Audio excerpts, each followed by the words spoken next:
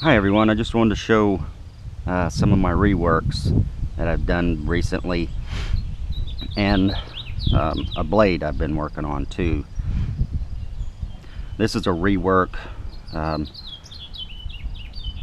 don't think I did anything in the base, but it was mainly just to get the edge right. I took some real fine pressure flakes and tried to make the beveled edge real smooth. Just little tiny serrations. I liked this one because it was a hammerstone preform or hammerstone work, and you know, it's pretty wide and got real thin. And I could just imagine, you know, as this got used up, that all the shoulder is gone. You know, you see that much of the notch sometime, or just real narrow and a little bit shorter. Here's another Hardin that's been reworked. I still need to do a little bit more rework on it. Serrations are a little bigger than I want them to be. I want them to be like on that that Burlington piece I just showed.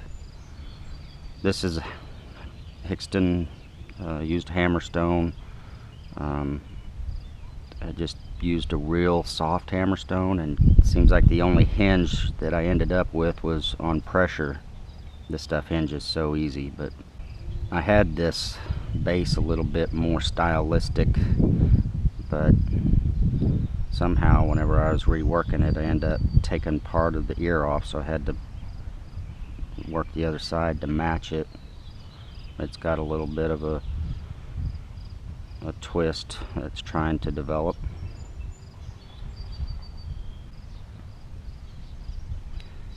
Here's a blade that I worked on.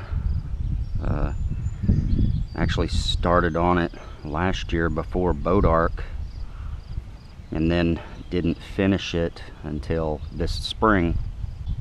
Before I set it down the first time, I used 99% hammerstone, and then I took a few flakes with the antler billet, but it wasn't very satisfying to me, so I ended up finishing it with the hammerstone, and wished I'd have never picked up the antler billets. Actually, no more than a half a dozen of major flakes that was used with the antler billet. So, you know, when I picked it up, I wish I had a before picture of it. Maybe I do somewhere. If I do, I'll add it. You know, the edge was real ratty, and I had a big lip flake. Oh, I think that's why I put the billets down, because I had a lip flake there. And anyway, when I picked it back up, it was already thin. But I had a lot more work to do to blend it and get it a little thinner.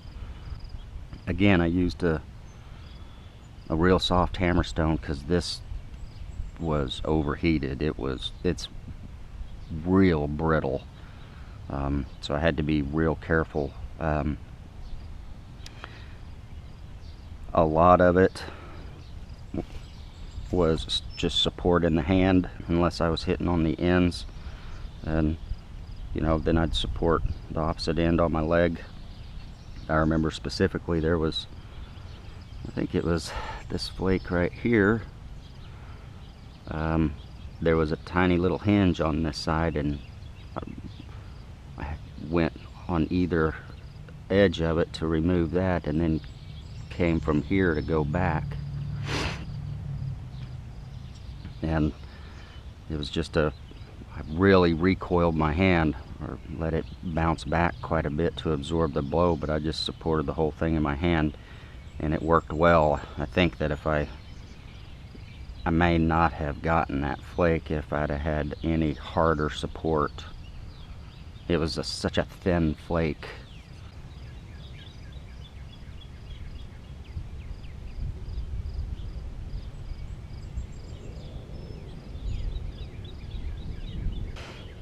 This is a rework from the Morse video. Whenever I finished it then, I knew the handle was too wide, but I didn't have any real good examples. I just I guess I called it good enough, but I wasn't real satisfied with it. Then I went to the Collinsville Artifact Show this spring and saw several there, and took some pictures, and anyway came home and narrowed the handle up quite a bit. The handle still got a twist in it. I like that. I saw a couple of them there that had that. This one's a little asymmetrical, but the ones there seemed like they were a lot worse than this. But anyway, I like it a lot better now. I'm thinking about wrapping the handle with rawhide. Here's a rework of a raw Kaolin Hardin that I had.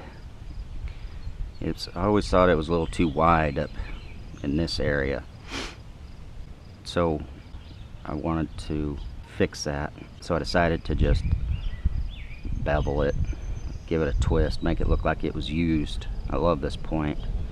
It's got a real nice twist to it.